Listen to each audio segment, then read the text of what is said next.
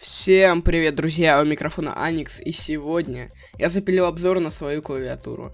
Надеюсь, вам этот ролик понравится, ставьте лайки, подписывайтесь на канал, если вам он понравится. Если не понравится, ставьте дизлайк, пишите в комментарии почему.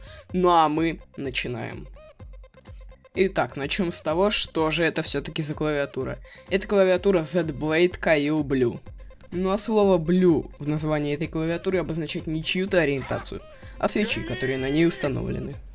Эти синие свечи многие недолюбливают, но для меня их, якобы для кого-то минусы, являются самыми большими плюсами. Это тактильная и звуковая отдача. Еще на этой клавиатуре имеется RGB подсветочка, но это в принципе не особо важно. Перейдем к конструктивным особенностям, и во-первых, эта клавиатура имеет numpad, то есть это полные 104 кнопки, а также имеется кнопочка FN, то есть функция. Благодаря ней используются разные такие сочетания клавиш, которые могут либо увеличивать звук, либо уменьшать звук, либо менять подсветку и всякое другое. Немаловажной особенностью этого девайса является подставка под руку, потому что без нее я страдал. Теперь рука спокойно лежит, и мне достаточно приятно. Плюсом этой клавиатуры можно также отнести неплохой алюминиевый корпус и качественно сделанные кейкапы. Но не так прекрасна эта клавиатура, есть у нее один минус, и он достаточно серьезный. За примерно неделю использования я обнаружил, что пробел тут достаточно глючный.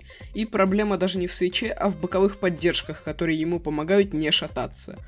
Когда ты нажимаешь пробел периодически раз в 20-30 нажатий, и то это бывает не всегда, но периодически, он опускается, нажатие засчитывается, но при этом полностью он не поднимается.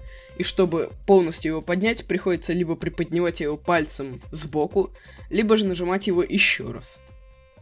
Итак, многих наверняка интересует, нужны ли тут для программируемой подсветки и для программируемых клавиш в принципе какие-либо дрова, но это не особо требуется. Возможно, они имеются, но в коробке на диске их не было. Ну, сейчас бы, конечно, в 2019 диске классе это вообще такое себе было бы. Но я ее просто подключил USB кабелем к своему компьютеру, и она спокойно работает. Вся подсветка работает, все клавиши работают, все идеально. И отдельный респект Зетам за то, что они сделали провод с оплеткой, это очень круто.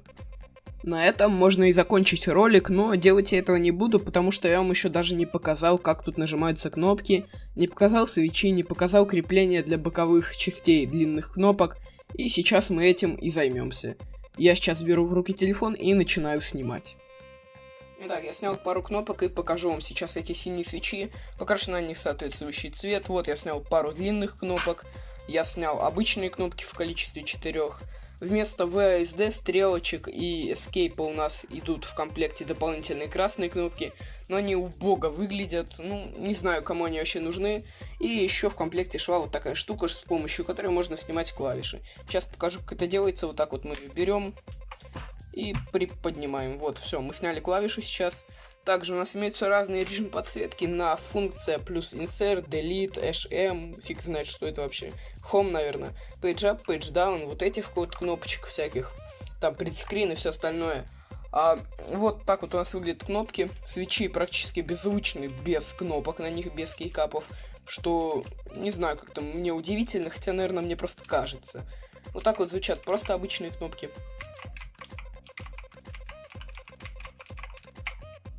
Достаточно приятный звук. Вот так вот звучат длинные кнопки. Достаточно приятные звуки. Мне они очень нравятся. Не знаю, кому как.